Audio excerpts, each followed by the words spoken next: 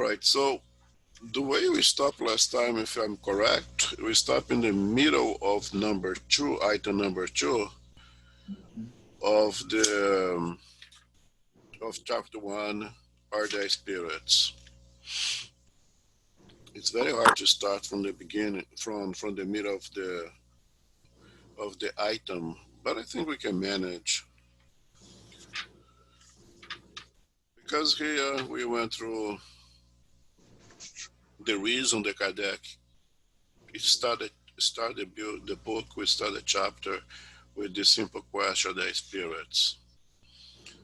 That if today for us, especially for us spiritists, it seems unnecessary, it may even seem silly, you have to remember that prior to this, what you have now, there was nothing, right? You couldn't go to a library and pick up any information on the spirits, any information on mediumship. So the question at the time was very important, and it's still important today. For a lot of people there,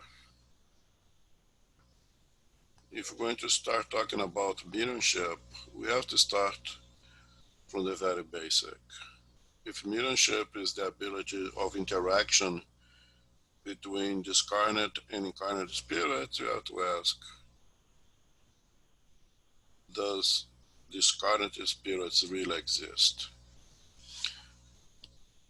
Because if they do not exist, the discussion of mediumship becomes totally vain. And what Kardec has presented to us to this point so far in item 1 is telling us that the reason that a lot of people doubt the existence of spirits is because people are unaware of the nature of spirit. Spirit still was then and still is, by most of the world, associated with the supernatural, with the fantastic, with the extraordinary. And spiritism as a science brings to us an understanding of spirit as us without a physical or a material instrument of work.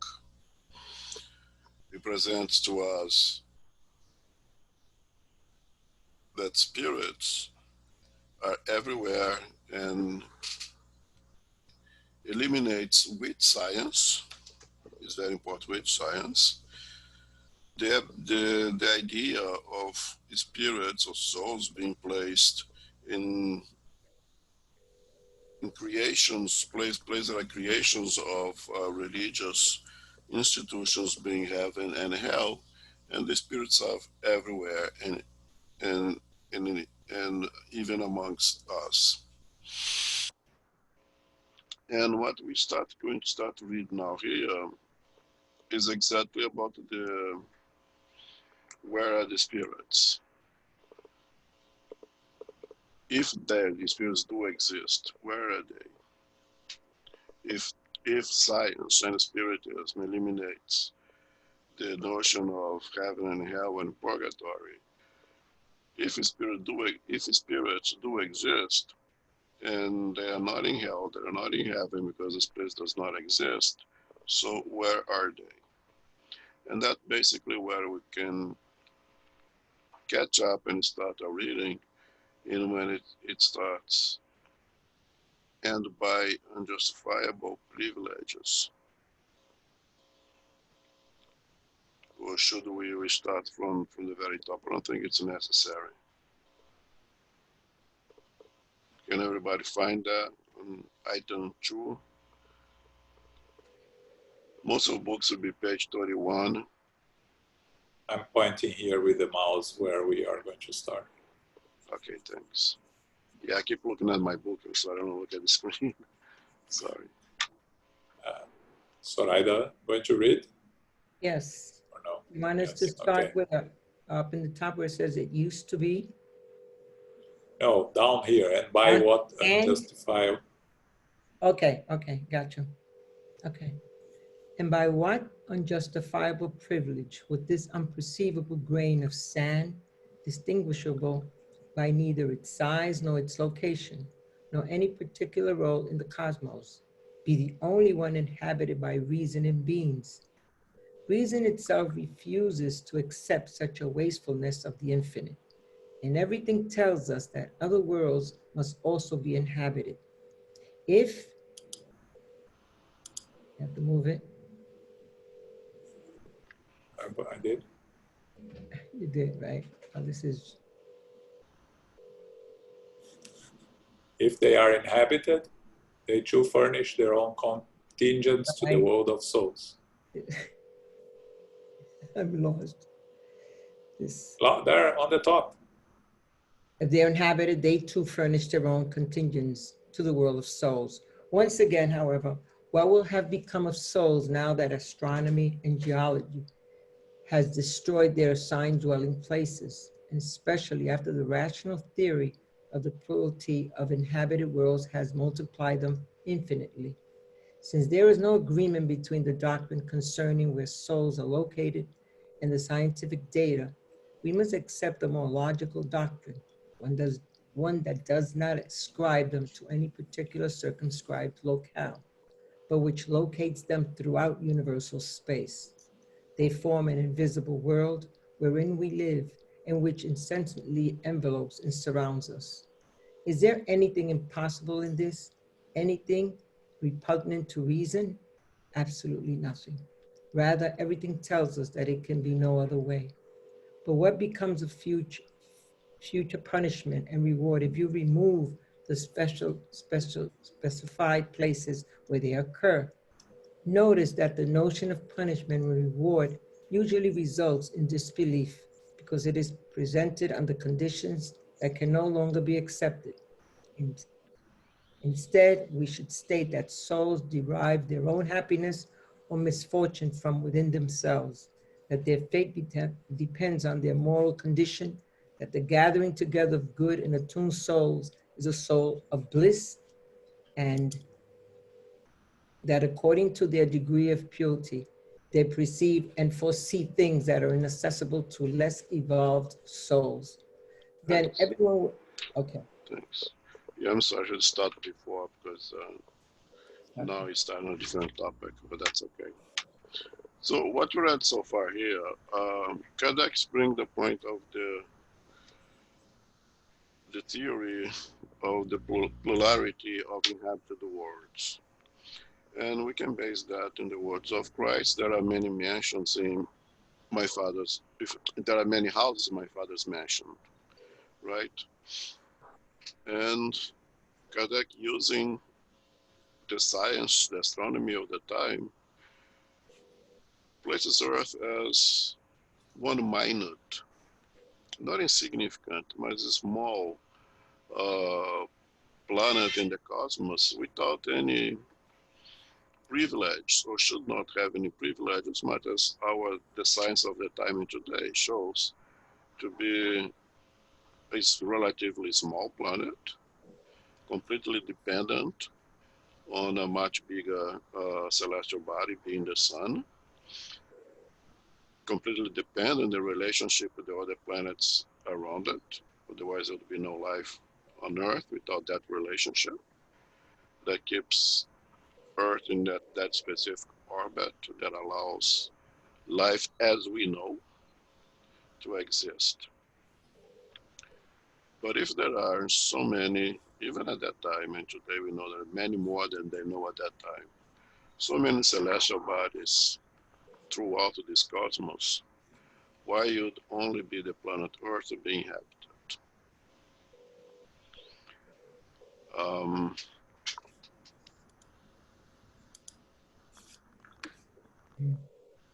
yeah, it is actually chapter 1 that start Are They Spirits? I'm just answering a chat, okay? Item 2.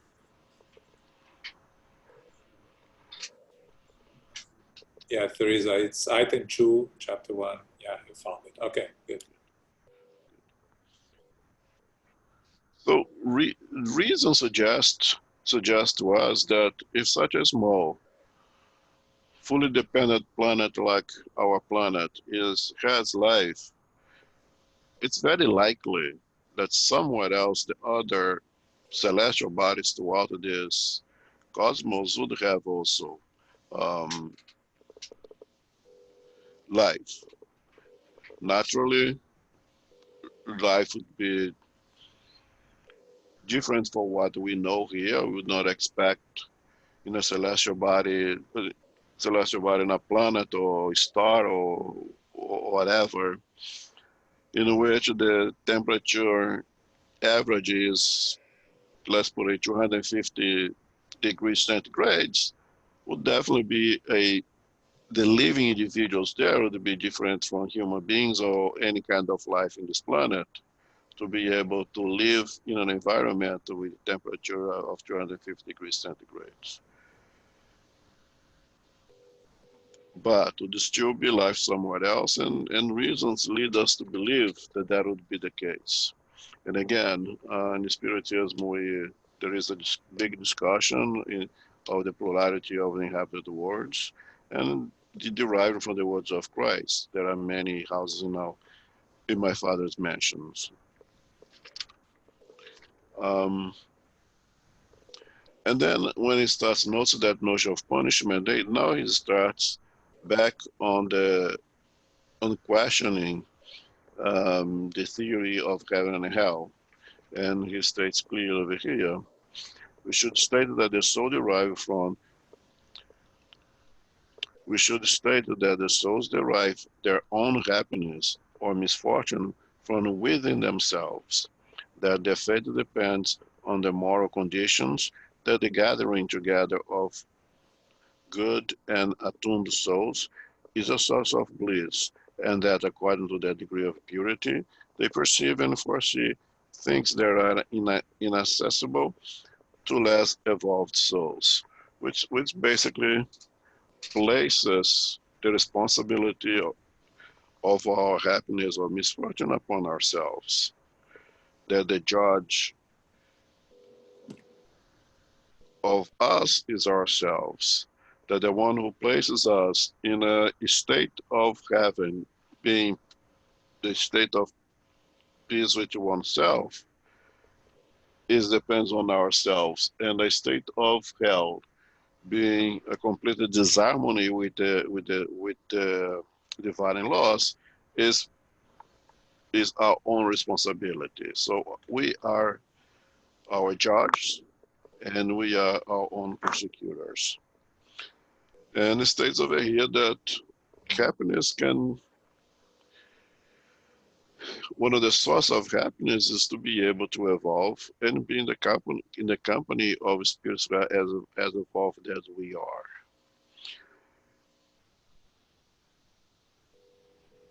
Which is different because one may think that, so the happiness of the unevolved, of the ignorant spirit, is to be in the company of all the ignorant spirits.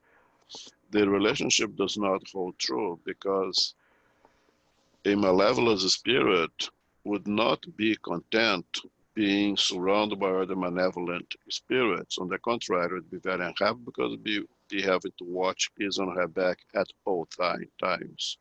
So the relationship here does not hold true. If for evolved spirit, happiness to be to evolved spirits, one would say by logic that unevolved spirit, happiness is to be with unevolved spirits.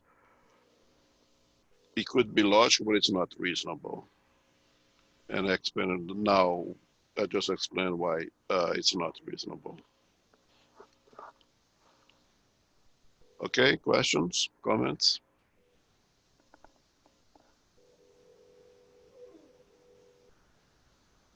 Okay, Daniela? I'm a little confused when he's talking about other places that are inhabited by spirits. Mm-hmm. Do we necessarily have a direct relationship with them, or they're not? The message here is just telling us we are not alone. We are not alone, yes. We may or may not have any relationship with them. Likely we don't. Most likely, most of our relationships are associated with this planet at the level that we are right now. No, most likely. Okay. Not saying that may be exceptions. I'm sure there are a few exceptions. But what Kardec's trying to point to us here is let's assume that spirits do exist.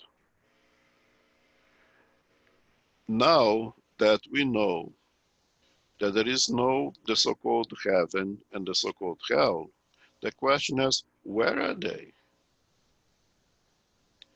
And then let's bring the polarity of inhabited worlds that, or the celestial body may be inhabited by spirits as well. If the planet Earth, being such a small planet, is inhabited, has its life, why could not other celestial bodies also be inhabited by spirits? Now spirits incarnate or discarnate, yet spirits.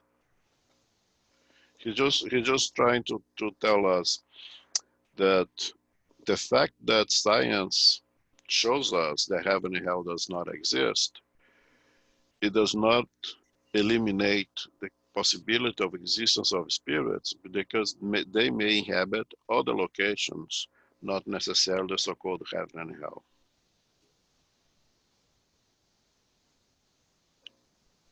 Can I also ask us something else? It's a little bit related to the subject, but it's a little bit off topic.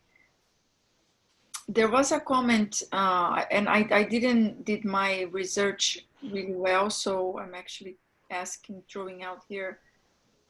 In that program where Chico Xavier gives a long interview, the Pinga Fogo, Mm-hmm. he mentions briefly that we were going outside in space, like out of Earth, seeking to go to the moon or explore outside of Earth. And then he talks about like how we are leaving the planet to perceive, explore. That would have consequences. And I don't understand quite well. It seems that he mentions that consequences would be coming 50 years later, which would be now. And people are making connections with that to the pandemic, like these things that's happening now. Is anybody talking about that? Because now he's talking about the spirits out there and that we are not alone. Is that something that's crazy? It has no connection, or have you heard about it? Particularly, no, I have not heard about it. I would have to go back to the Pinga Fogo tape that we have and specifically look at that answer. But I doubt very much that he would be creating any correlation with our exploration of the cosmos with the bringing about of pandemics and anything like that. I really doubt. Yeah, no, he doesn't say the word pandemic. He says Yeah, that but any other negative consequences? no, like a Um, big transformation, a big change in humanity. And I went back to that. I tried to find that piece of the interview, but it's a little hard because I didn't hear to the whole thing. mhm. So you're just taking out of a little piece. Sometimes you can change the meaning if you remove just one piece of a long interview. So, but he mentions like 50 years later would be now that humanity would be going through something very specific. But then the connection with that exploration outside of our physical realm, I don't know, I couldn't figure it out. Yeah, I would have to go back and listen to his answer again. But what I can say that as an spiritist, Um, he was or he is very much pro advancement of the sciences, exploration of all sorts of things. And I can imagine that he would have brought about any negative consequences to the cosmos exploration. I think today there are a lot of pseudo spiritists out there bring about all kinds of things associated with this pandemic, with the crisis that we are facing these days, and they make all kinds of crazy relationships um, that I personally think we have to be very careful with what people are saying, especially when you go into the internet these days. And I do call them pseudo spiritists because the things that we see over there, it's not compatible with anyone who is seriously trying to understand this doctrine.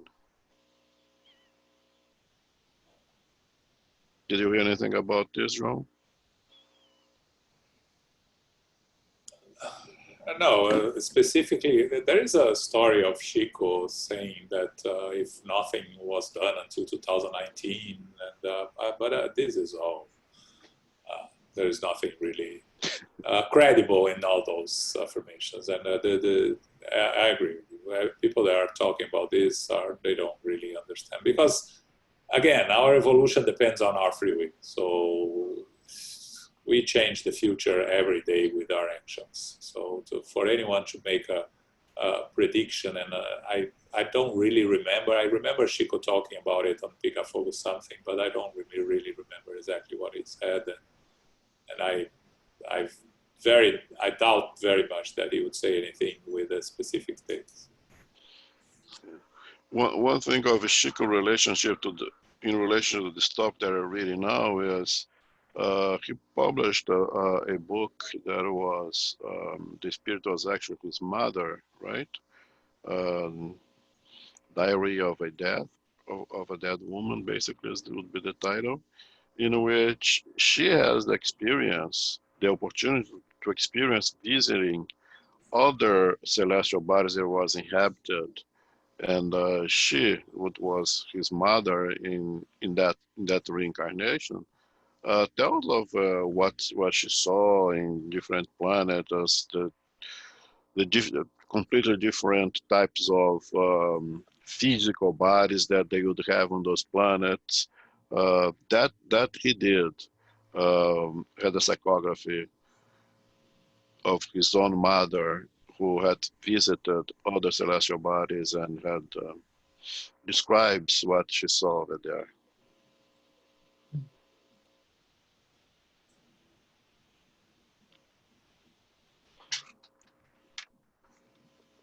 Okay.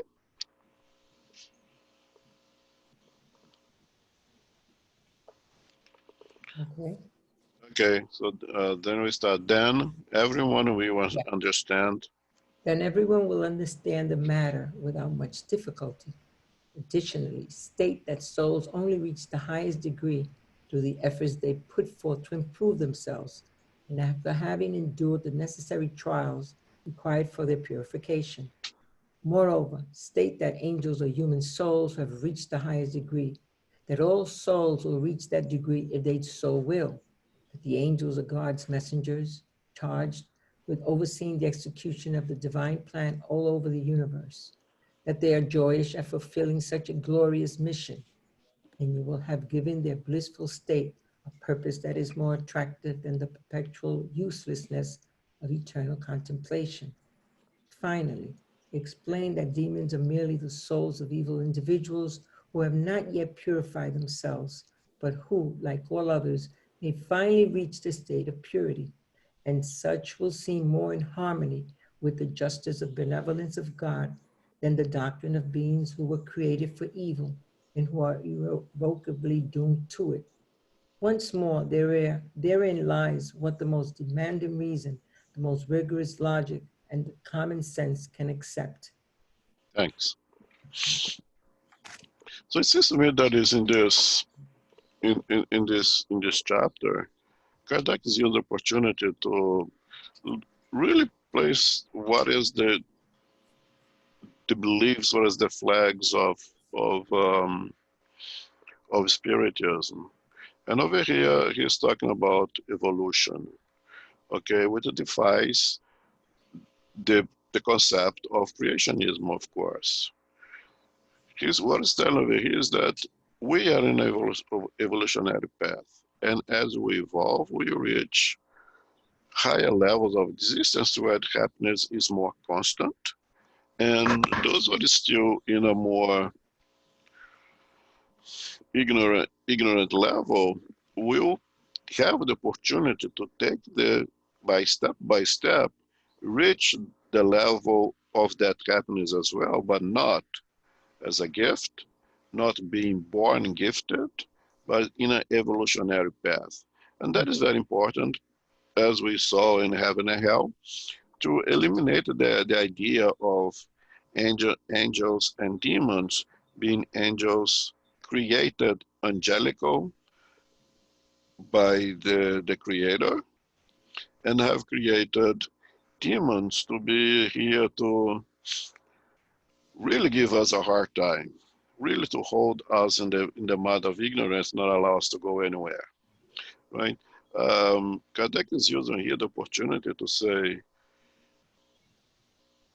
spirits are us.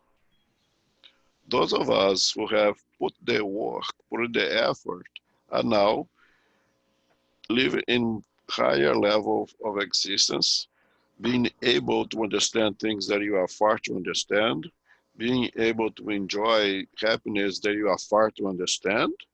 Those are not, you want to call them angels? Go ahead and call them whatever you want to call them. But these are us who have done the homework. And the so-called demons are also us who have not done our homeworks, are us who rebels against the natural divine laws and persist in staying in that state of rebelliousness. But we who are still there, call it whatever you want to call it, demons, ignorant, also are under this law of progress that will lead us to live that state of ignorance and move up until you reach levels of happiness that we are still very far from obtaining.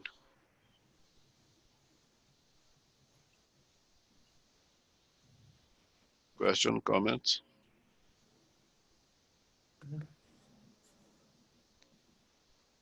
Okay, move on.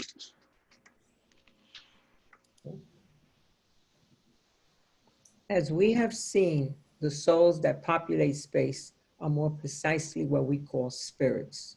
Hence, spirits are merely human souls that have been freed of their corporeal envelope. Spirits were created as separate beings. Their existence would be more hypothetical. However, in accepting the existence of souls, we must therefore accept the existence of spirits, who are nothing more than souls. And if we accept the fact that souls are everywhere, we must equally accept the fact that spirits are there too. Thus, we cannot deny the existence of spirits without denying the existence of souls. Thank you. Now, this paragraph is very directed at other spiritualist institutions, being religions, because all the religions, regardless of anything else, they do believe in the soul. They all talking about the soul. The very foundation of creating fears and all what they do with the dogmas and rituals is in relationship to the soul. Now, do good and your soul gonna go somewhere that is good. Do bad and your soul gonna go to somewhere that's not good. So all the spiritualists believe in the existence of the soul. What Kardec does here in this paragraph is say, listen, you guys already believe in souls. And we're telling you the souls are just spirits who have departed from the physical world. You want to call them souls? Call them souls. But if you believe in souls, you directly believe in spirits. So therefore, beliefs do exist. If souls exist, spirits do exist.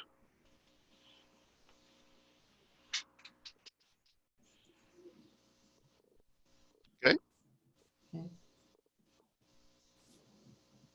Of course, all this is no more than a theory that is more rational than any other, but it is a theory that contradicts neither reason nor science.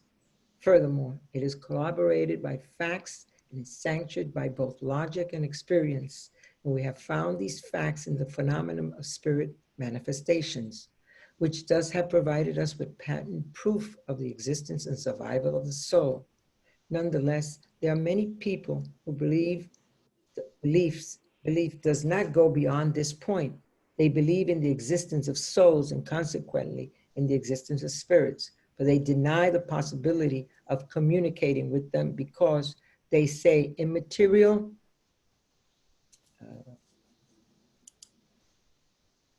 beings cannot interact with matter.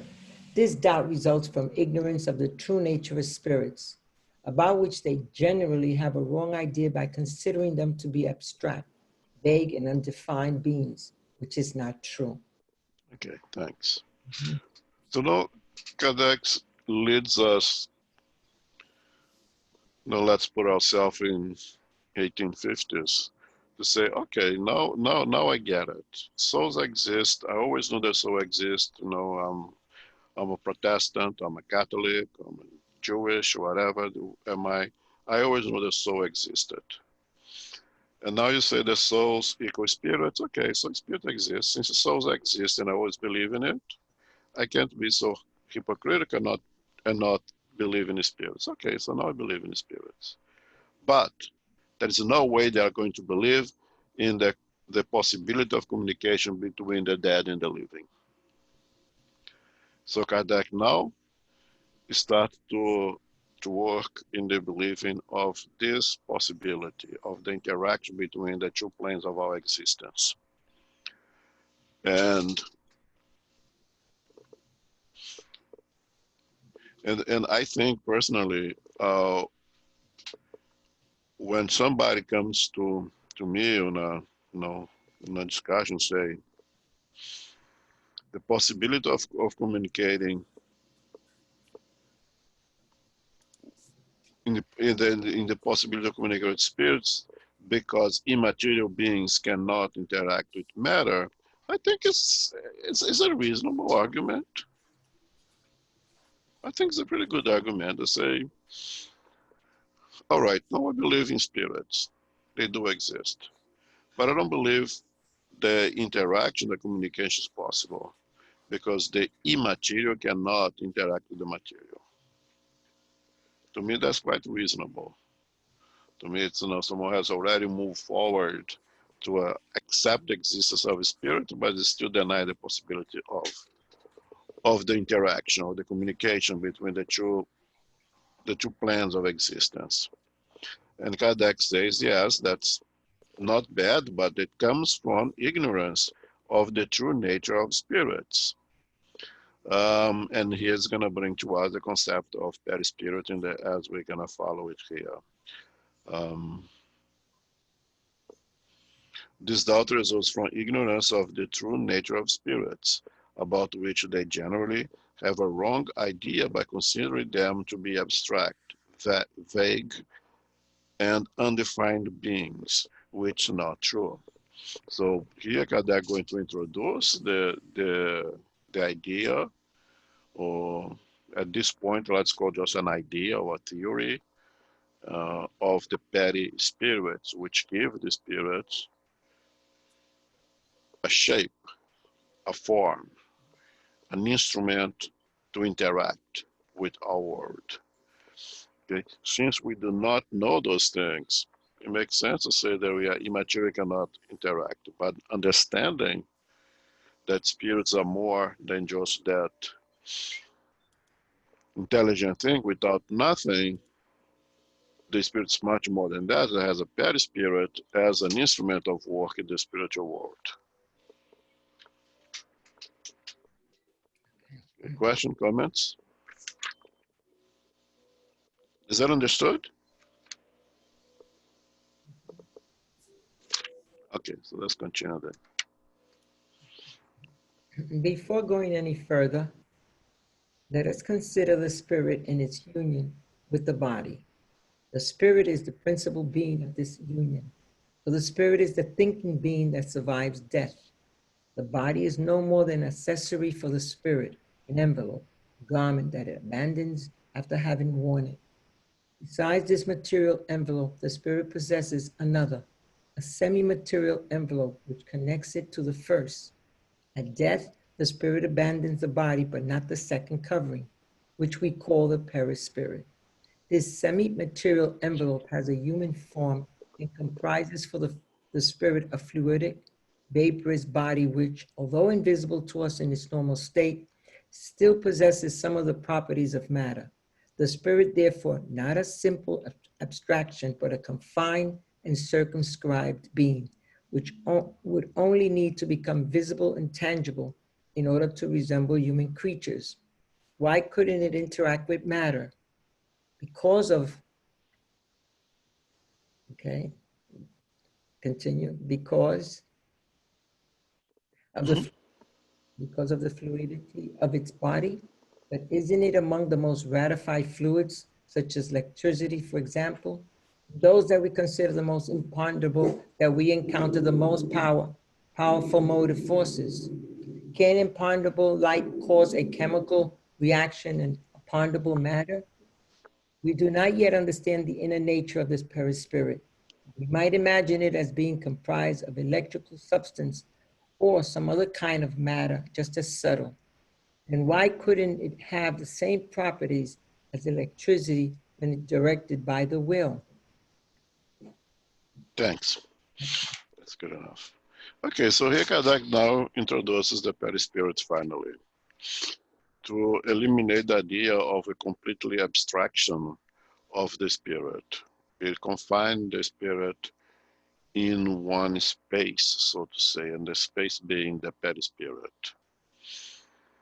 First, let us know that we have this physical body while incarnate. That is an instrument for us to express us as a spirit, for the spirit to express themselves in the physical world. But once this physical body stops to work, it dies, and we discarnate and we return to the world of the spirit, we bring with us another body. This body, as it says over here, semi-material. I don't like semi-material, but that's fine. I'm not gonna go into that now. This body contains also the spirit, and this body has a human form. And I mean, here put an asterisk. There is a human form here, means that spirits inhabit or associated the planet Earth does have a human form. That is the morphology of the physical instrument that is compatible with life in this planet. And since the physical body is developed from the perispirit, it's obvious that the perispirit also has a so-called human form, a human morphology. But that doesn't mean that every spirit has a human form. Again, go back to a celestial body where the normal average day speed, the wind velocity is 2,000 miles per hour, and the temperature is consistent at about 300 degrees centigrades. It could not have the human form as we know. The deputy spirit would use the resources of that specific planet or celestial body, form a body that is comparable with that environment. So spirits, as we know it, human form, are spirits associated with the planet Earth. Is this the most eloquent? Perhaps not. If you are in a pathway of progress, We should expect that we're going to evolve, and by evolving as a spirit, we're going also optimize or evolve the quality of our perispirit that will form more eloquent physical bodies as well. But if you're going to incarnate on planet Earth, you have to have this human form because that's the form that's compatible with life here. So you say, Christ has a human form. Well, Christ to incarnate here as Jesus would have to assume a human form. If that same Christ that we call Jesus chooses to incarnate in a different celestial body, it will take the shape, the morphology that is appropriate to that celestial body. I just find that is important because it says perispirit has a human form. Yes, perispirits associated with planet Earth. Yes, absolutely, but not every spirit can have the same kind of morphology. And we know that the perispirit we have that morphology, that have that shape externally and internally as well.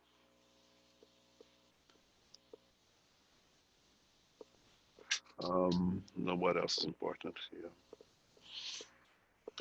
And then it comes the idea that if we spirit have a perispirit, have a spiritual body, why can't this perispirit, that perispirit have a means of association with more tangible matter?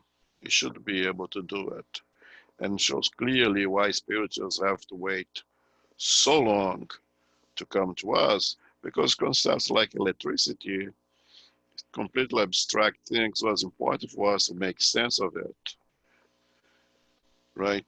Now at least from the time of Kardec and on, we are more prepared and able to deal with more abstract concepts, with invisible things, because now you understand the law, forces like electricity, you understand forces like gravity.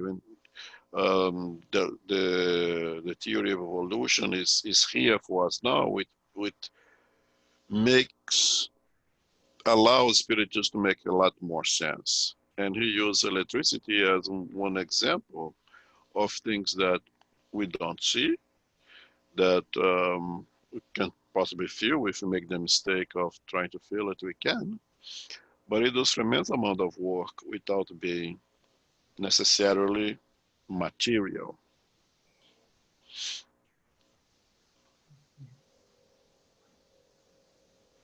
Okay? Okay. The existence of the soul and of God, the former deriving from the latter, comprises the foundation of the entire edifice of Spiritism. But before we can set forth any Spiritist argument, we must be sure that whomever we are discussing the matter with also accepts such a foundation. If we receive a negative response to the questions, do you believe in God? Do you believe you have a soul? Do you believe that the soul survives after death? Or if we receive a simple answer, I don't know, I would like to believe it, but I'm just not sure, which most of the time is the same as timid denial disguised under a less categorical answer, so that it does not abruptly shock what he or she regards as respectable prejudices. It would be useless to proceed. It would be like trying to demonstrate the properties of light to a blind person who does not believe in the existence of light. For spirit manifestations are in fact only effects of the properties of the soul. Thus, we do not want to waste our time with our conversation partner. We will need to pursue another course of ideas by accepting the basic principles not only as a probability but as a proven, undeniable fact. Then the existence of spirits would be the existence. Okay, the existence of spirits will be a natural result. Okay, thanks. Okay. I think this paragraph is just brilliant from Kardec. Because what he brings to us is the suggestion or the advice that, yes, bring the notion of spiritism out there, talk to people. But there's two things that is the very foundation of the whole doctrine of everything that we are going to talking about. And that's the existence, one, of God, and two, of the soul. If people cannot reason on their own the existence of these two things, our discussion will be completely fruitless. You're not going to go anywhere. You take God and take soul, equal spirit, outside of the equation, and there is no spiritism. It makes no sense as to argue with someone who says, I don't know and I don't care. Well, or I don't believe and I don't care. Then that's the end of the conversation right then and there. Um, I think if someone says, I don't know, or I would like to believe, but I'm just not sure, to me at least deserves the benefit of the doubt. Kardec's telling here, people give this kind of answers, they are just not being straightforward with you. What they're saying really is that they don't believe, and don't bother with them as well. Um, I would perhaps give them the benefit of a doubt and try to converse a little bit longer, but not too much longer. If I don't see that, if I perceive that indeed they just don't want to be rude and cut me off completely, then I would be rude if I have that understand and try to impose my ideas and my thoughts on them. Um, Now, if indeed, if in people by the last paragraph here does have that belief, the very basic principles with the existence of God and souls, and now we're going to equal souls with the spirit, then it's possible to have a conversation. Then it's possible to agree to disagree.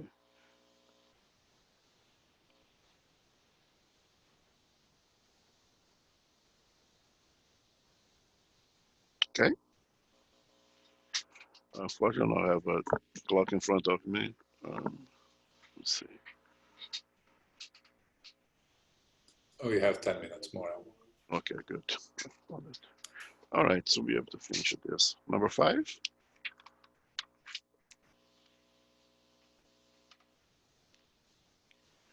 So, Ryder?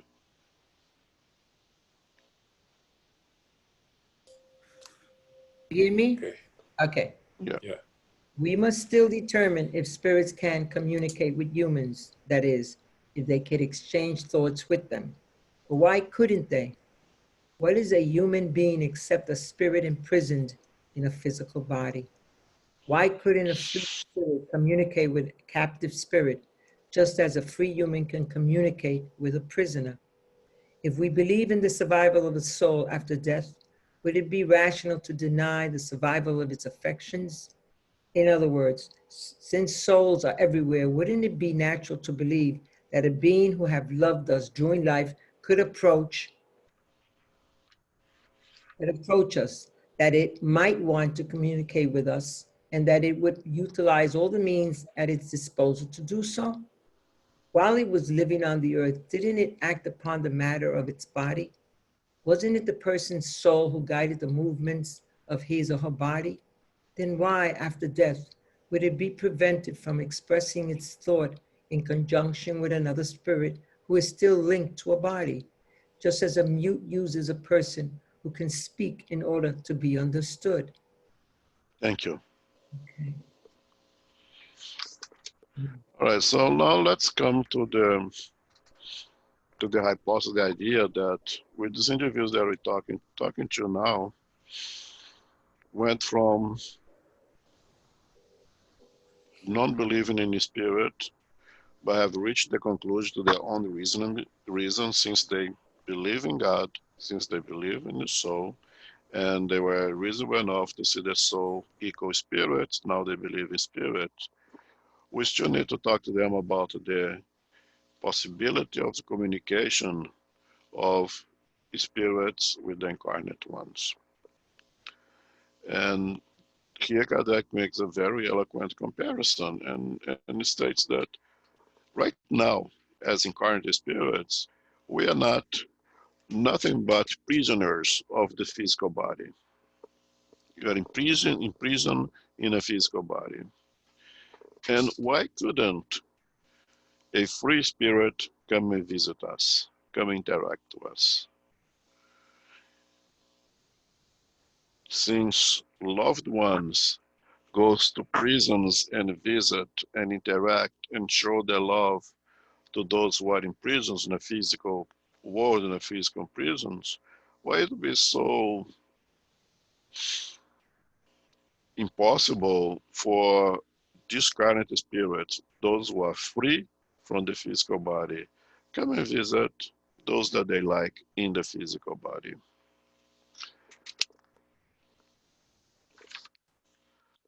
And as he slowly introduces the concept of mediumship, he says those discarnate spirits, those who are now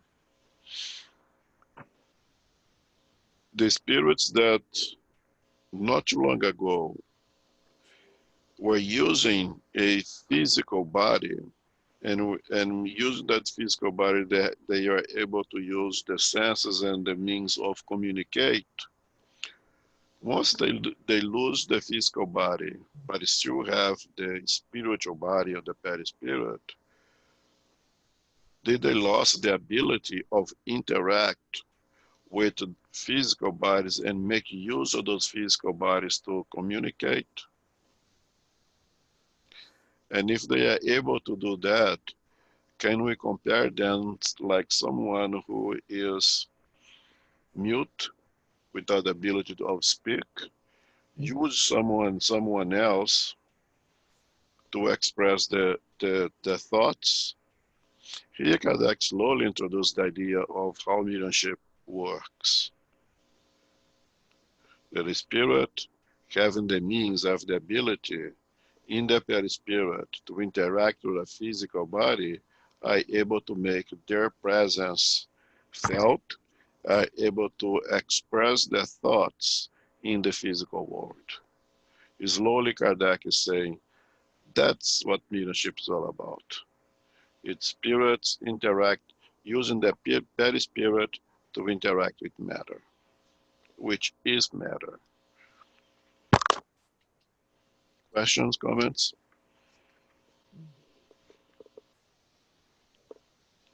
But you see here the brilliancy of Kardec is exactly that, how he goes very slowly. It's like paragraph by paragraph, introducing things very carefully to us. But I assume that us, we are there in the 1850s, interested in this thing, but still full of questions. And he's going to answer them very slowly and go progressively adding something on top of something, on top of something else, as any good teacher would do.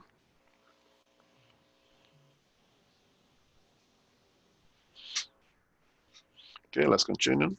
Hope we can finish this. Let us set aside for a moment the facts we consider to be incontestable. Let us believe in the communication with spirits as a simple hypothesis. Let us ask disbelievers to prove to us, not by simple negative statements, their personal opinion cannot be considered law, but through peremptory reasons that such communication is indeed impossible. Let us place ourselves on their turf. And since they want to observe spirit phenomena through physical laws, let them take some mathematical, physical, chemical, and mechanical or physiological proof from their scientific arsenal and demonstrate by A plus B, but always starting from the principle of the existence and survival of the soul. Thanks. So what Kardec does here is, again, just brilliant. What he's saying is that, all right, you do not believe in the possibility of communication of the spirits. You say that it's impossible. So I wanted to use your science, being your mathematics, your physics, your mechanics, your physiology, that it is impossible. I'm telling you that it's possible, and I have my arguments for why it's possible. Now I want you to come from your standpoint that is say it's impossible, and bring to me scientific evidences that it's impossible. But use science. Don't use just I don't believe and that's it. So Kardec puts really the ball on the disbelievers' court right now. So you tell me, prove to me that it's really impossible.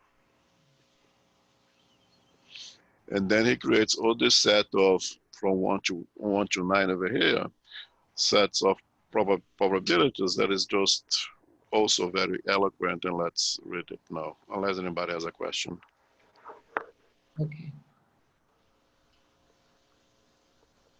Number one, that the being within us who thinks during earthly life no longer thinks after death. Number two, that if it does think, it no longer thinks of those whom it has loved. Three, that if it does think of those whom it has loved, it nonetheless does not wish to communicate with them. Four, that if it can be anywhere it wants to be, it cannot be right here beside us.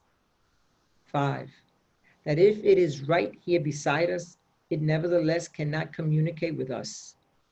Six, that by means of its fluidic body, it cannot act upon inert matter. Seven, that if it can act upon inert matter, it nonetheless cannot act upon a living being. Eight, that if it can act upon a living being, it cannot guide his or her hand in order to write. Nine, that if it's able to thus write, it cannot respond to questions or transmit its thought. Thanks. I think our time is up, right, Ron? Yeah, 44. Yeah. Yeah, I will leave this discussion of these 9 brilliant topics that I would hate to be in the position of arguing that with the Kardec now and prove scientifically all those possibilities, all those hypotheses. I will leave that for next week. We run out of time. Okay. For those that joined us only on this study, I see a couple of people that joined us here. Just a reminder that starting next Tuesday, all our meetings will have the same link and the same, and we'll have a password. We will distribute the link and the password through our emails that will go once a week on Tuesdays mornings. So if you, for our meeting next Thursday, we'll have a new link with a password. So please make sure that you check the information. It will be through our email. It will be on our website. Okay. Okay. Does anybody wants to make the final prayer?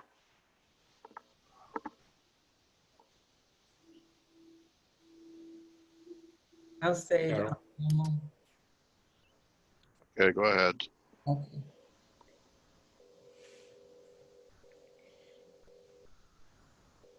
To our Lord and Master Jesus Christ, our spiritual benefactors, all that have contributed to our meeting here today. With our hearts full of gratitude again, we thank you. We thank you for the opportunity of continuing our studies in this new technology, this world of new technology, and to succeed in our learning and studies at home until we again meet together.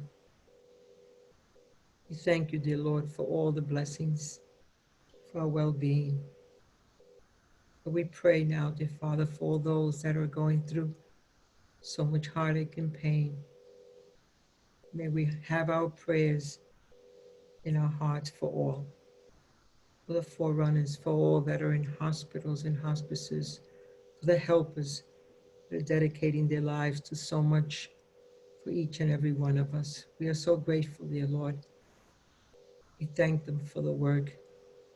We thank them for their their love and dedication to each and every one of us. And for those that are now, have gone through their transition to the spirit world, we also keep our prayers open to them.